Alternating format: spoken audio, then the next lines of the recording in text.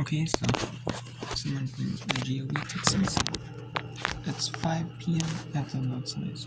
We're gonna be the 5 to 10 when they close now. Today that is. So I'm going to be I'm going to be doing some more lacrosse. Whip around. Yep. So it's going to be a couple more here. Just mainly Metro Lacrosse Conference. We do have two Big South teams.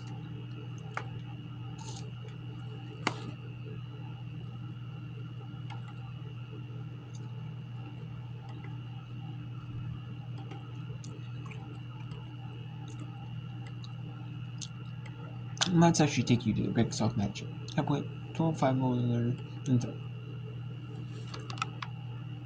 Shot smothered by the new keeper. Michaela Lindsay is on out of Delaware. She'll get the start here in the second half. Lindsay has played 60 minutes this season in 2 games. In those 2 games, she's allowed 17 goals. She's made 8 saves, a 32% save percentage for the freshman out of Delaware. The ball goes right back to High Point.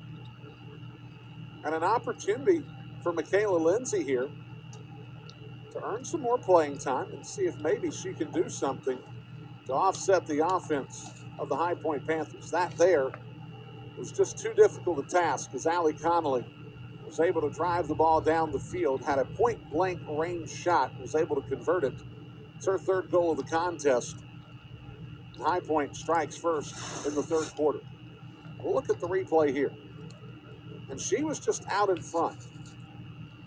She raced down the field, wasn't marked by anyone. And that initiates from not picking up the ball from the start. And the depth that High Point was able to get down the field, you had a player working ahead. They were able to just lob the ball ahead to Connolly, and Connolly was able to cash it in.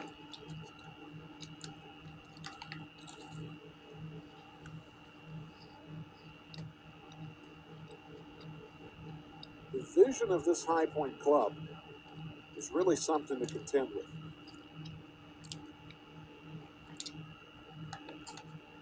The numbers don't necessarily bear that out. This is a club that has almost 4 assists per contest. But today, it's been dramatically better. They have the 13-5 advantage. Cifarelli. Ionati.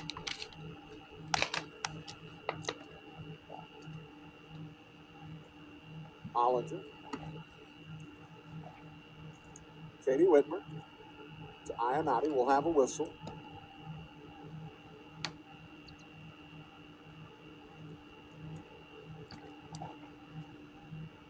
Ionati.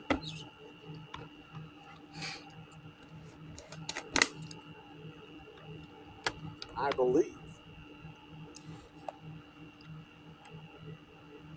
That's a free position. She is off just a little bit. It is slightly, ever so slightly. It's a free position penalty.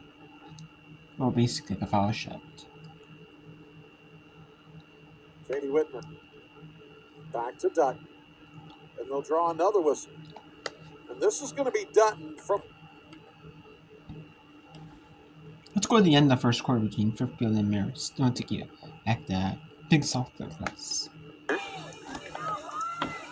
Burkhead pops the pass inside. Room to shoot, but bouncer goes wide.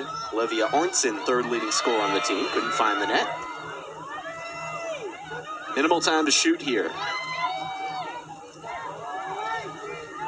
Kingston. Pass to X. And off the stick of Burkhead, trickled out to McNaboe. And shot clock expires. It's really a tough break for the Red Foxes as they really needed one before the end of the first quarter. Fairfield trying to beat the horn. Whistle. And I don't think Fairfield was too happy about that because they were trying to get a transition opportunity there, but now they will not have that advantage. Yeah, it's a tough break, and I'm sure head coach Laura Field is not very pleased to see that. Yeah, so another stoppage here as we head to the final seconds of the first. So they're going to move 6 seconds on the game clock, so it goes from 6 to 12. So I think the shot clock is moving at the right speed. I don't know if it's the game clock that's moving faster. I truly don't know. We'll try to get clarification on that at the end of the quarter here in a moment. 10 seconds now for the Stags to go to goal. Rowe, pass, back in, shot wide from Toledo. There's backup there, but time expires. And that is it. Number 25 ranked Fairfield, 4-0 on Marist. And we have Mercer. This now is going to be most likely a...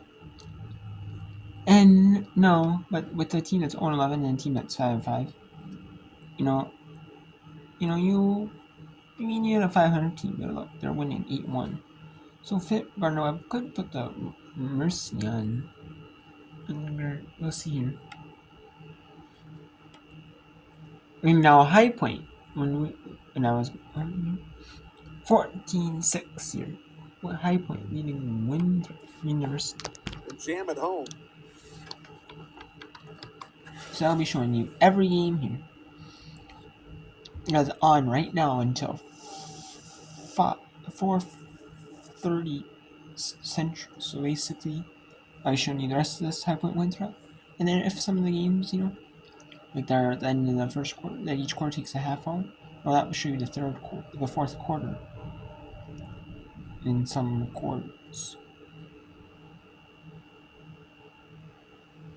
In the games, and that should probably some fourth quarter Fairfield games around series pieces. But this might be a one where second, third, fourth, they have running clocks. Or like the third, some of the second row, right, and then the third and probably halfway through the second and Gardner Mercer could have a run clock. This game could have a run clock to speed up faster. We'll see them. But if you do not scout against her, or if you do... I mean, it's kind of ironic, though, that the games that are in the rain might not have running clocks. But the games in the, in the sun, in the perfect weather, might have running clocks. Kind of Collected also by the keeper, Ava Welsh. In any event, the Panthers have it. They'll try to transition downfield.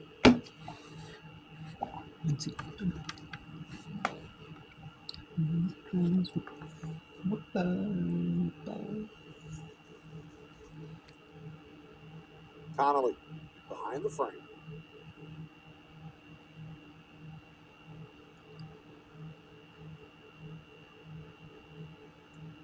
Connolly still behind the frame, shoots, and that's her third of the period. And High Point leads Winthrop now 15-6. Now 9:40 to go. With Big South contest. We have Manhattan 2-1 now on Quinnipiac. This game is moving pretty quickly. But obviously, it is in the rain, so it's also these teams aren't mad though that's moving quickly. Fairfield, is just inserting their dominance on Marist really on 4-0. So if this 4 goals each quarter, it'll be running clock midway through the third quarter. If Fairfield scores 4 and Marist scores none. Going on Mercer, if this score home, it'll be midway through the second quarter. Running clock in that one.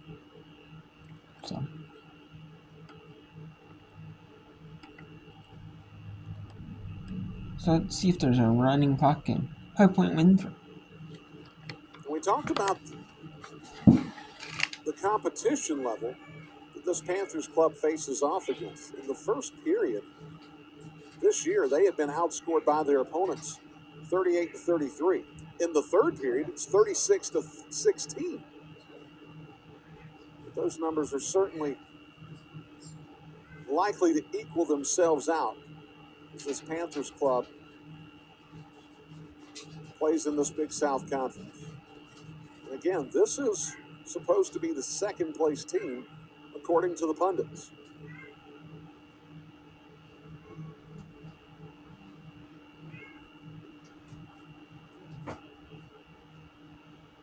Lexi Johnson. Katie Whitmer. Out to Ellie Dutton. Ellie Dutton had a goal early as the shot from Claire Whitmer misses. Cifarelli making sure she stands guard on the back line as that play deflected. Now Dutton, the pass to Johnson, runs free. Bumstead's going to be able to track it down before it goes out of bounds. 30 seconds on the timer for the Eagles.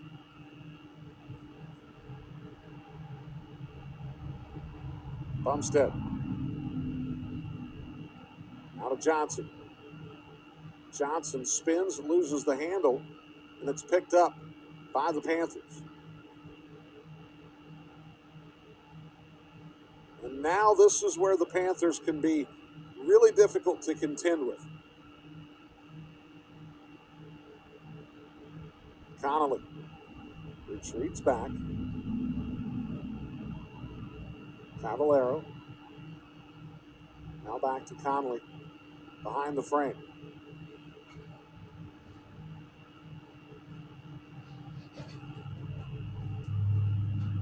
Shot taken, and it's in the goal. Shannon Smith finds the back of the net, the sophomore out of Northport, New York. If it stands, makes it a 10-goal differential. And now there's a running clock here. That's why you see the clock constantly moving now.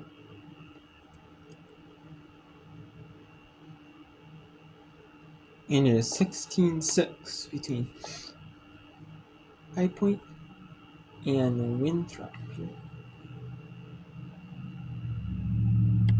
And we have a timeout here. So we'll take you out that one. It's 3-1 now, Manhattan. We're picking up the scoring. There's 1 goal piece in the first quarter. There's 2 by Manhattan. Mountain St. Mary's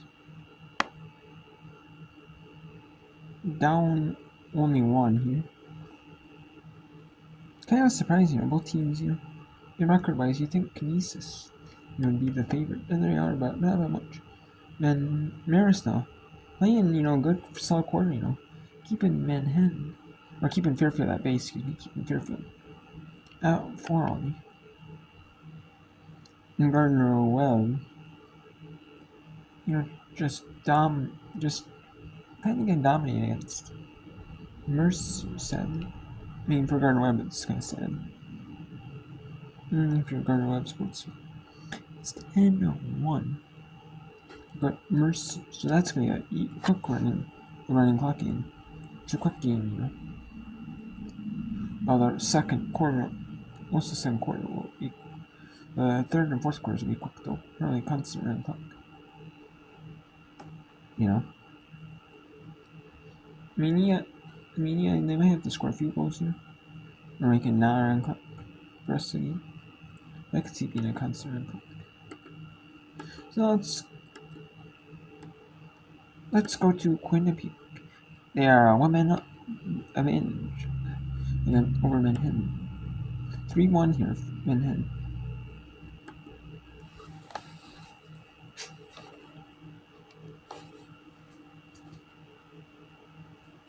And again in their own right. To find another gear offensively. They have the 16-6.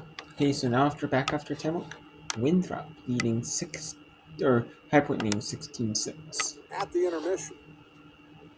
And this was a Winthrop club that was starting to find their footing offensively. But as it turns out, High Point decided to come back out of the locker room and really get to work. And a lot of that work was done by Allie Connolly She's already scored 3 times in this period. She's got 5 goals in the contest. Shannon Smith had the last goal for High Point. It's her first of the day. The shot misses high. It's Mandy Brockamp. Missed high. Now High Point going right back to it.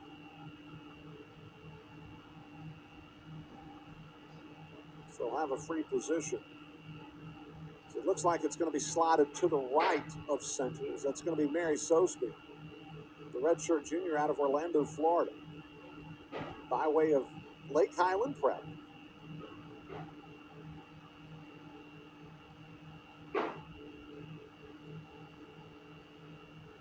Sosby fires. Sosby scores. Mary Sosby, the redshirt junior out of Orlando, finds the back of the net.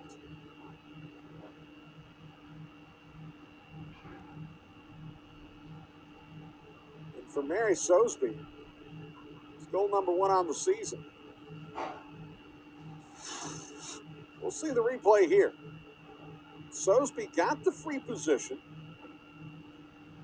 And you could tell with this being the first real substantive opportunity she had this year, she was licking her chops. She wanted that shot to go. She was able to convert it low.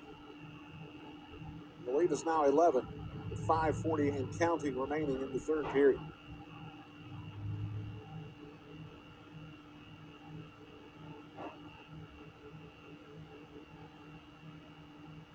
Got a bit of a delay, and I'm not exactly what for. Sosby is now going to depart for a moment.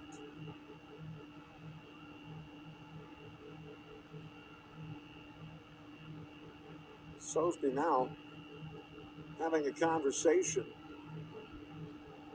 with her coach, Lindsey Boswell. So we'll go back to work inside the circle.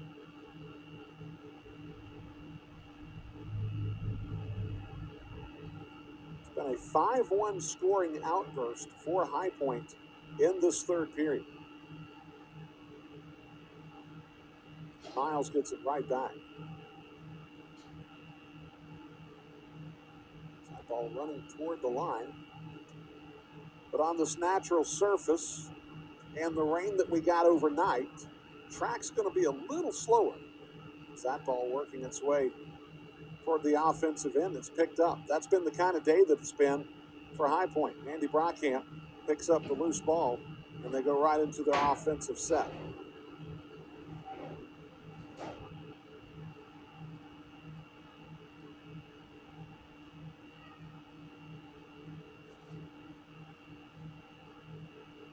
Kirsten Hillis, who had a goal earlier in the contest, is on. We have a stumble. The ball is picked up by Michaela Lindsay.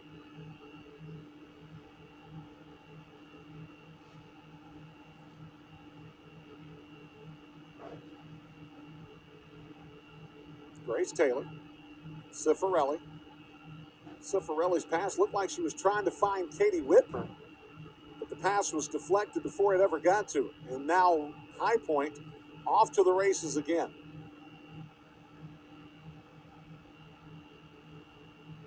Sosby is back on. She's going to retreat it back out for the Panthers. Brockamp on the attack, along with Caballero. Shot. Now to Hillis. Hillis looked like she might have lost the handle, as if she was going to try to do something with a flick of the wrist at about knee height. Now the attack relentless, and Arliss Lindsay has it on a fast break scenario. She shoots, and she beats Lindsay. So Lindsay beats Lindsay on the play for Arliss.